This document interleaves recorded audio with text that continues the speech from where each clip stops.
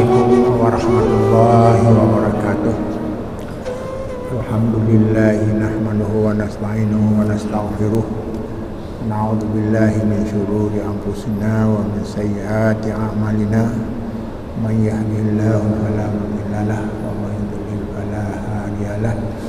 Allahumma shalli wa sallim ala sayyidina Muhammadin wa ala alihi wa sahbihi wa man walah. Jamaah saudara-saudara kami yang mengikuti pengajian ini, baik langsung atau melalui radio, mudah-mudahan kita dirahmati Allah dengan menambah pengetahuan kepada kita semua, karena sebaik-baik ibadah adalah kita menyempatkan waktu untuk belajar. Istighalum bil ilmi min afdhalit ta'ah. Artinya menyibukkan diri menggunakan waktu untuk belajar adalah sebaik-baik taat kepada Allah Subhanahu wa taala. Dan ini pula lah yang menyebabkan manusia itu dilebihi oleh Allah Subhanahu wa taala karena berpeluang untuk menerima ilmu. Meskipun ada makhluk Allah yang paling mulia, yaitu malaikat, yang justru karena mereka itu diberi tugas yang khusus dan dengan karakter yang berbeda, maka dengan demikian Allah telah memuliakan Fakarramna Bani Adam, telah memuliakan kita semua, manusia semua semenjak Nabi Adam. Jamaah yang berbahagia, pada pengajian kita yang lalu telah lebih fokus kepada hal-hal yang perlu diketahui. Sekurang-kurangnya kita tidak ragu atau ada manfaat serta bisa menyelesaikan perbedaan-perbedaan yang ada di tengah-tengah masyarakat. Dan ini lebih-lebih orang Aceh semuanya ada pemahaman ini, termasuk kami sendiri. Pada awalnya memang juga berpendapat demikian, yaitu ketika Rasulullah SAW menyatakan bahwa sataftariqu ummati ala salasi wa sab'ina firqatan kulluhum finnar illal wahidah. Ya Rasulullah, manhum ya Rasulullah, ma ana alaihi wa ashabi, dan banyak hadis yang lain. Intinya bahwa umatku akan terpecah kepada 73 kelompok. 72 adalah dalam neraka, hanya satu yang selamat, yaitu yang satu itu. Kemudian para sahabat bertanya, siapa yang satu itu? Maka Rasulullah menjawab, orang yang selalu mengikuti sunnahku dan mengikuti sunnah sahabat, ma ana alaihi wa ashabi, apa yang saya bawa dan apa yang dibawakan oleh sahabat. Maka inilah yang disebut dengan ahli sunnah wal jamaah. Jadi kita ini harus sangat yakin supaya dengan ahli sunnah wal jamaah ini adalah salah satu yang menyelamatkan kita dari apa yang diterangkan sampai 72 itu di dalam neraka. Dan kita pun tidak tahu yang 72 itu siapa saja. Meskipun kemarin sudah pernah kami bayangkan, memang ada kitab yang dulunya saya peroleh tapi sudah hilang. Di sana diterangkan dari Syiah berapa, dari Fulan. Jadi yang jelas orang-orang yang menentang syariat secara umum. Kalau tidak menentang syariat, maka tidak wajar disebut dalam api neraka. Apalagi sudah kami baca hadisnya kemarin, kullu ummatin yarkulul jannah illa man aba. Semua orang umat mukmin itu masuk syurga, kecuali yang tidak mau. Fama ya'ba ya Rasulullah, siapa yang tidak mau ya Rasulullah? Maka Rasulullah menjawab, man ata'ani dakhalal jannah wa man asani dakhalan nar. Artinya orang yang masuk syurga adalah orang yang taat kepadaku, dan siapa yang tidak mau adalah orang yang tidak mengikuti petunjuk-petunjukku. Maka disinilah disebut yang disebut bahwa orang itu tidak aman daripada api neraka. Jamaah yang berbahagia, kita harus membuat sebuah keyakinan, selama kita berpegang teguh dengan prinsip-prinsip agama, maka kita aman. Apalagi sudah dinyatakan semuanya aman masuk surga. Bahkan orang-orang yang baik itu bisa menanggung 70.000 orang lain untuk membantu masuk surga. Ini berdasarkan penjelasan tambahan. Jadi dengan demikian, kita semua dalam menyikapi perbedaan-perbedaan, jagalah hal-hal yang penting di dalam syariat kita ini. Salah satu di antaranya yang selalu ditekan, yaitu tentang bahayanya syirik. Ini memang sangat ditekankan, karena syirik, inna syirka la zulmun azim, karena syirik adalah kezaliman yang paling agung. Tidak ada kezaliman selain daripada syirik, dan dengan syirik itu tidak bisa menyelamatkan kita dari api neraka. Karena innallaha la yughfaru, jadi Allah tidak mau man asyraka bihi, orang yang mensyarikatkanku, wa yaghfiru ma duna dzalik, sedangkan orang yang tidak syirik itu adalah diampuni oleh Allah Subhanahu wa taala. Terlepas ada perbedaan-perbedaan, untuk lebih aman, apalagi kalau kita dalam masyarakat itu sudah paham. Apa sudah paham?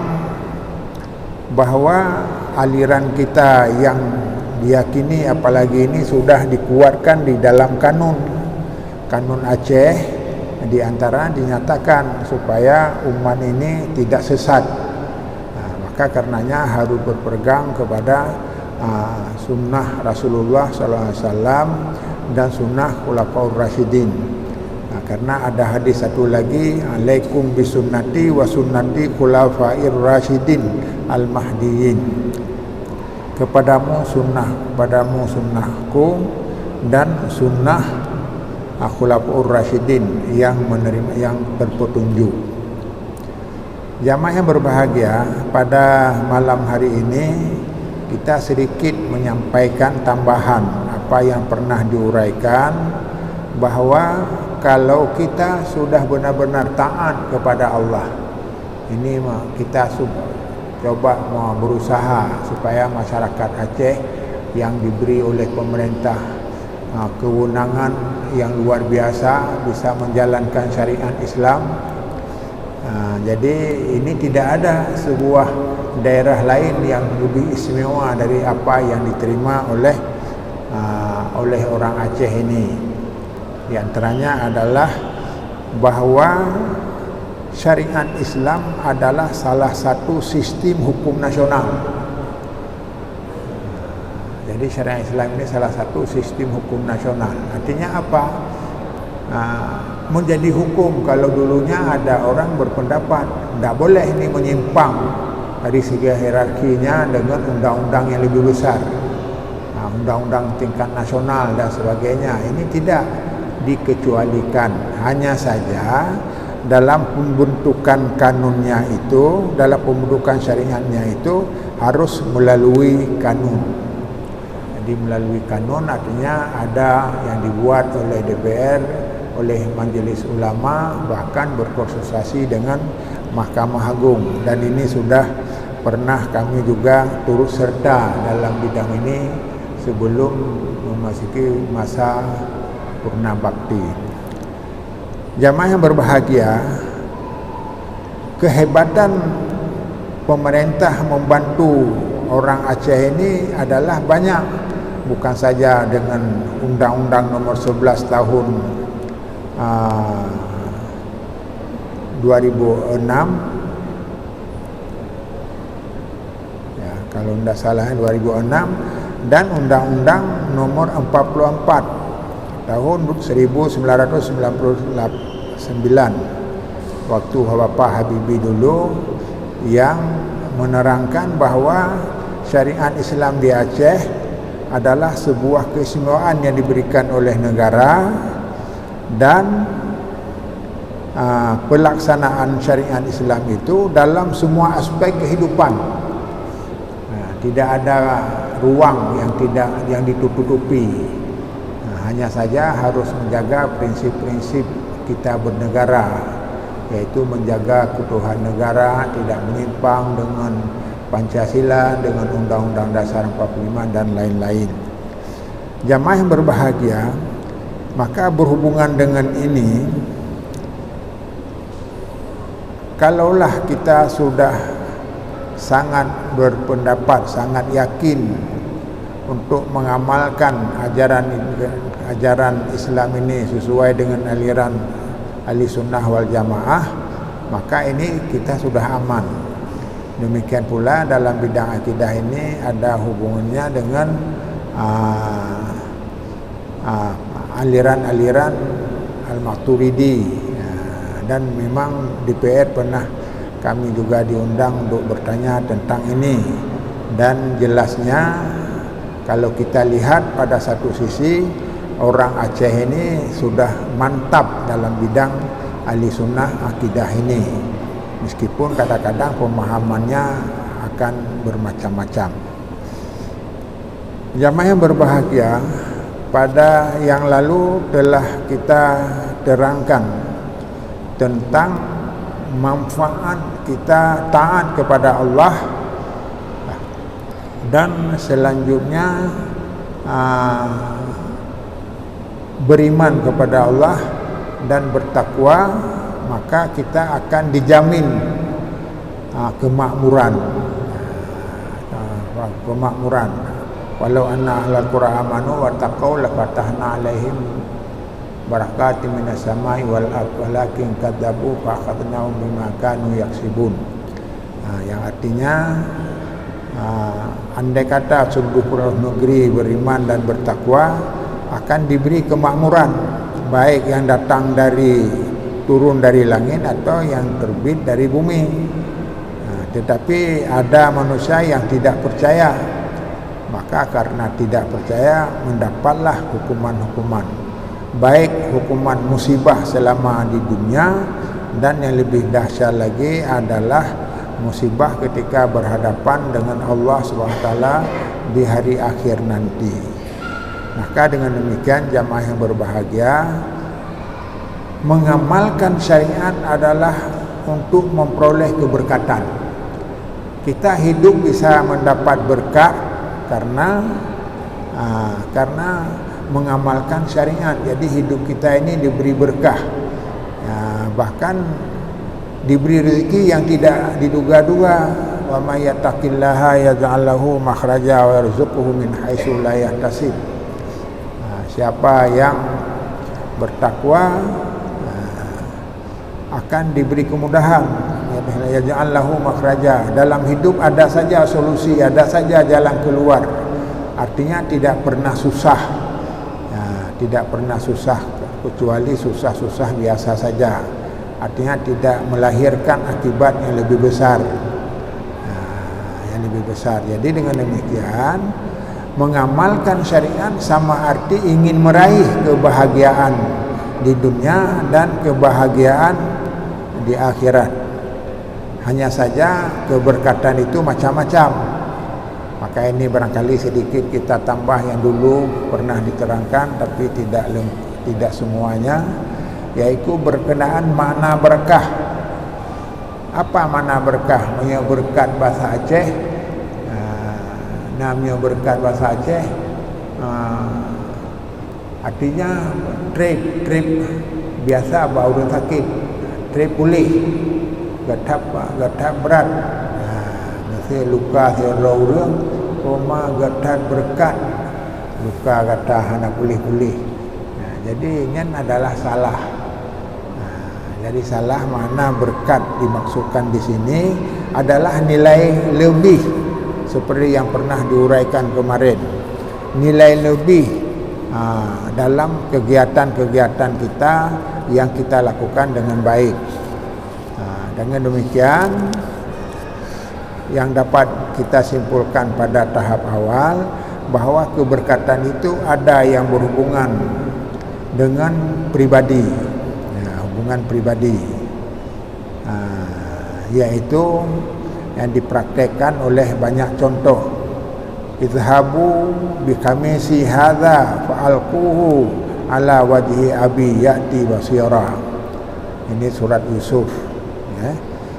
Pergilah, bawalah baju saya ini, kata Yusuf, dan sapulah baju saya ini pada muka orang tua saya, abi, pada abi, ayah saya, ya'ti basira, maka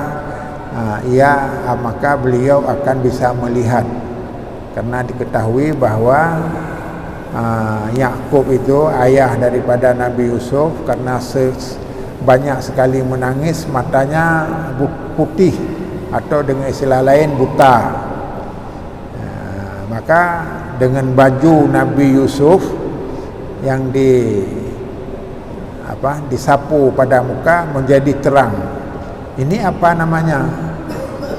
Ini namanya berkah. Jadi berkah pada pribadi karena apa?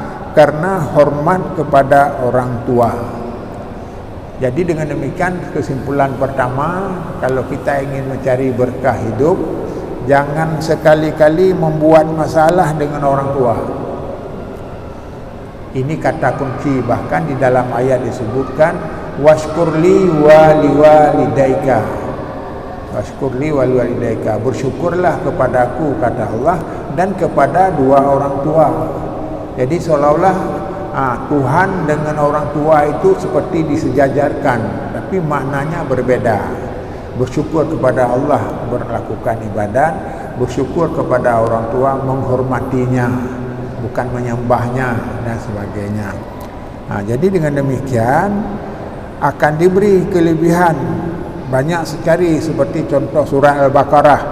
Surat Al-Baqarah itu surat lembu namanya. Baqarah itu hubungannya dengan seseorang yang menghormati orang tua, yang sehingga karena dia sangat menghormati orang tua, maka tidak ada pusaka lain yang diberikan kepada anaknya, hanya seekor lembu. Harganya berapa? Kesimpulannya akhir bahwa harganya semua isi dalam tubuhnya diganti dengan emas. Diganti dengan emas, itu seharga itu. Kenapa seperti itu? Siapa yang mau beli? Karena kebetulan saja pada masa itu, pada masa Nabi Musa itu, orang menghendaki seperti itu. Lembu yang disembelih seperti lembu yang dimiliki oleh orang itu. Akhirnya terpaksa dibeli. Makadu yaf'alun, hampir-hampir tidak cukup dengan kekayaan mengisi harta ini. Ini banyak cerita yang justru keberkatan melalui orang tua besar sekali.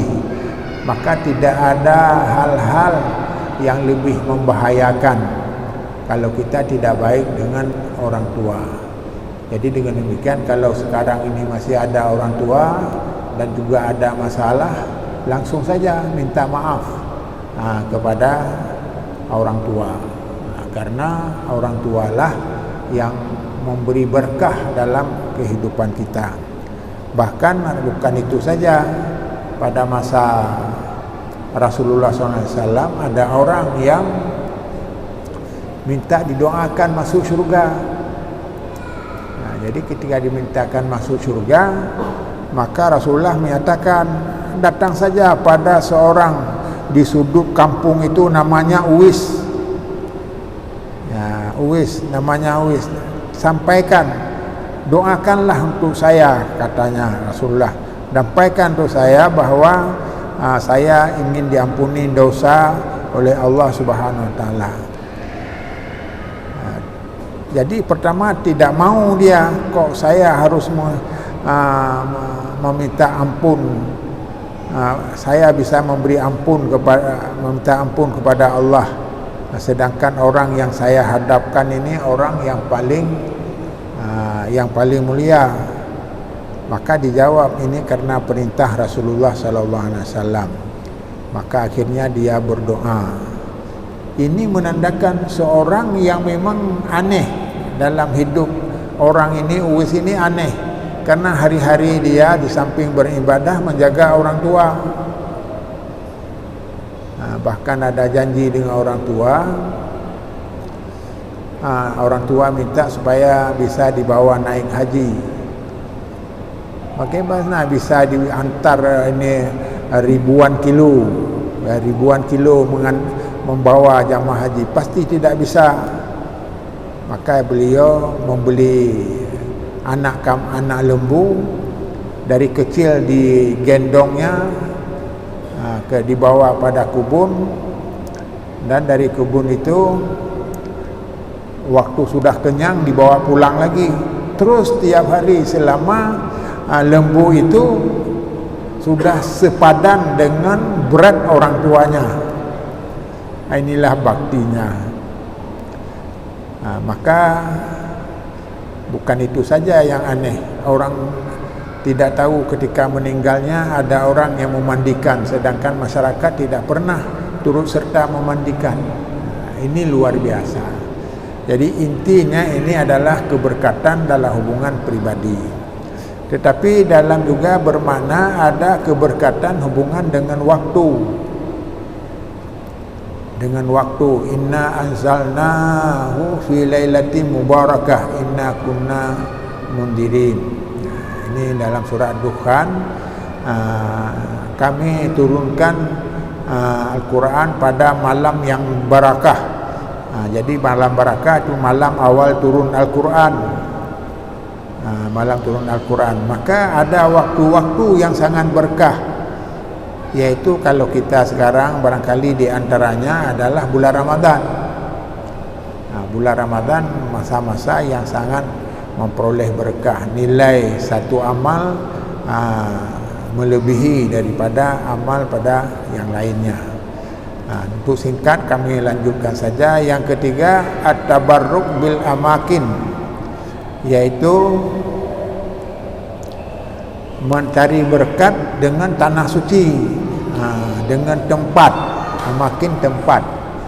Jadi kita bisa memperoleh berkah karena melihat tempatnya.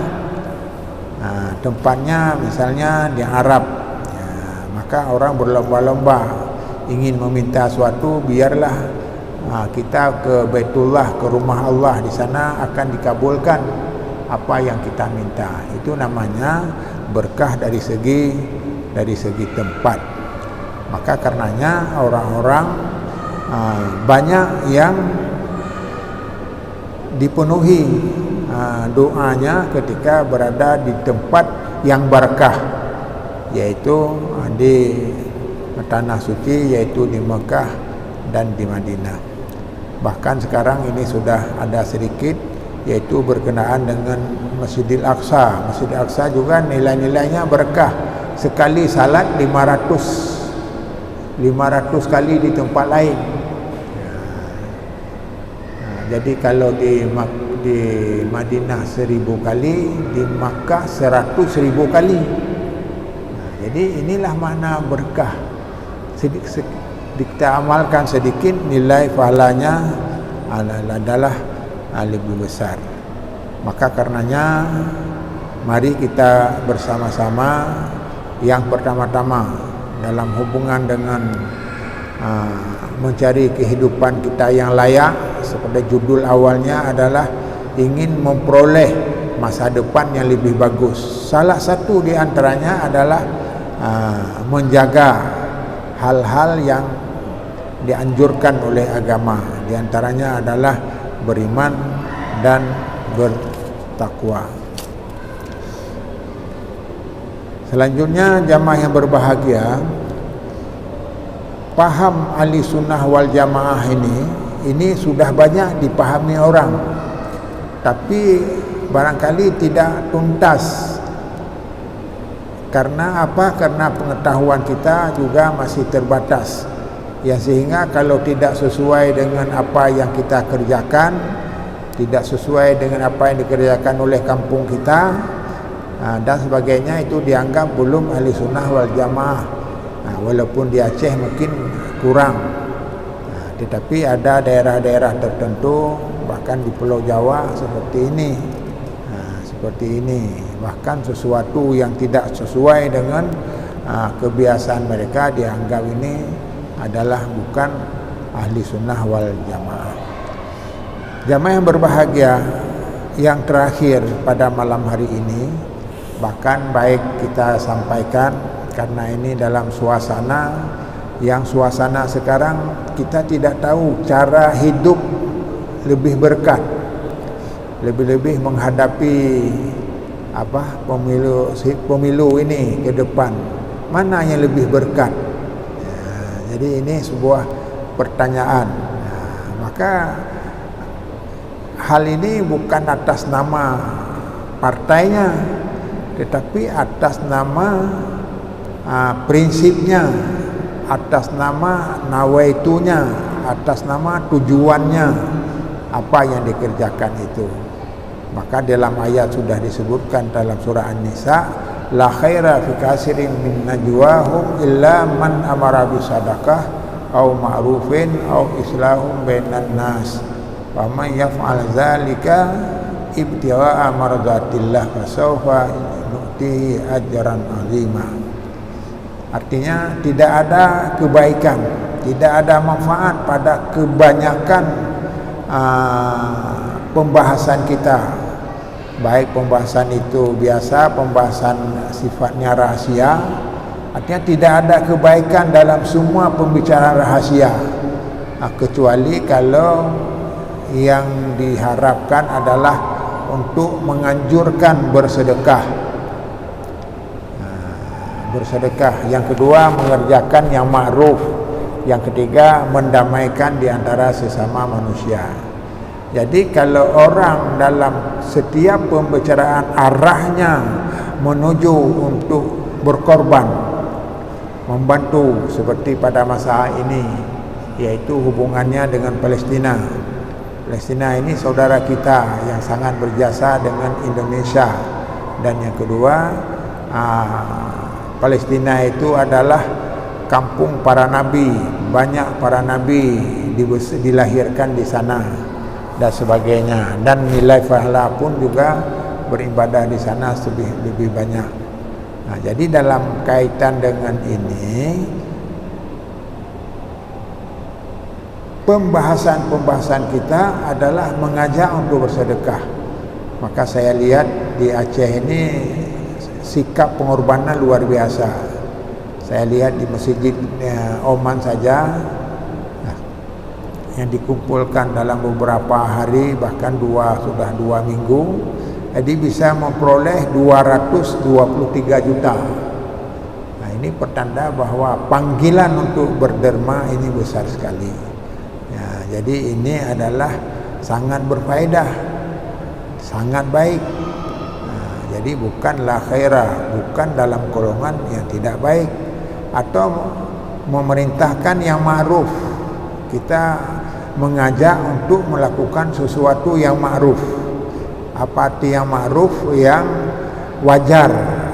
Dalam hidup ini ada sesuatu yang wajar, ma'ruf.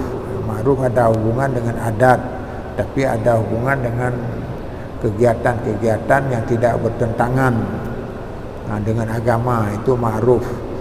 Jadi dengan demikian, orang yang memerintahkan mengerjakan yang ma'ruf itu bahagian daripada kajian-kajian kita, pembahasan kita adalah untuk memperoleh kebaikan.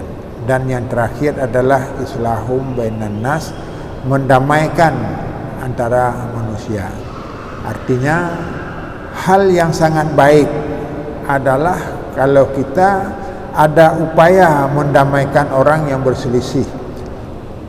Lebih-lebih lagi pada masa sekarang, dengan banyak partai, dengan banyak orang berkepentingan dan sebagainya, maka akhirnya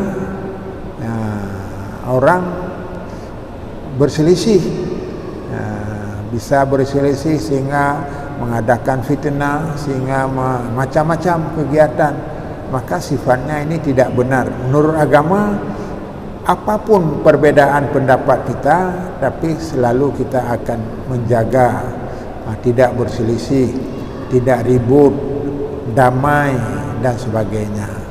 Dan kalau kita mengerjakan seperti itu, adalah kita akan diberikan pahala yang lebih besar. Jamaah yang berbahagia,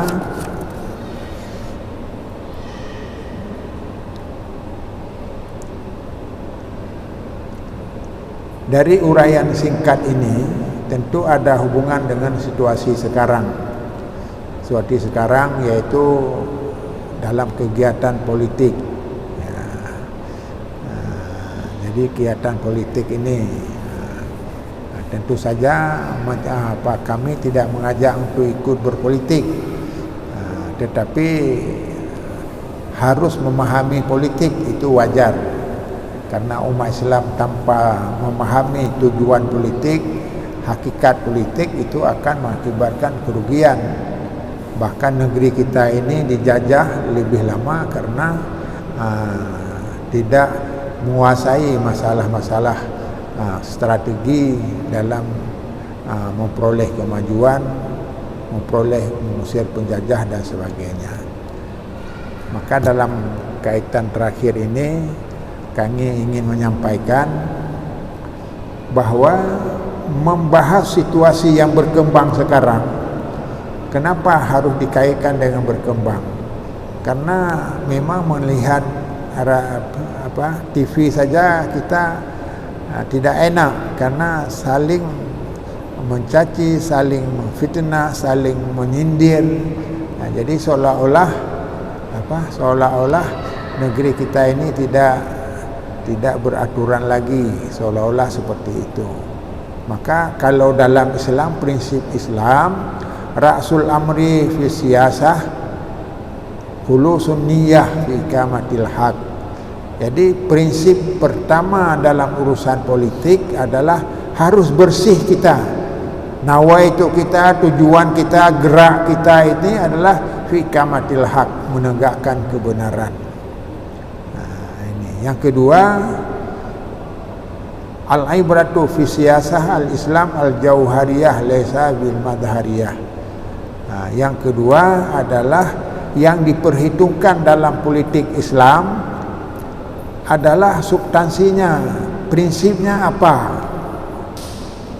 Jadi itulah yang dijaga, kita menjaga prinsip laisa bil madhariyah, bukan karena banyak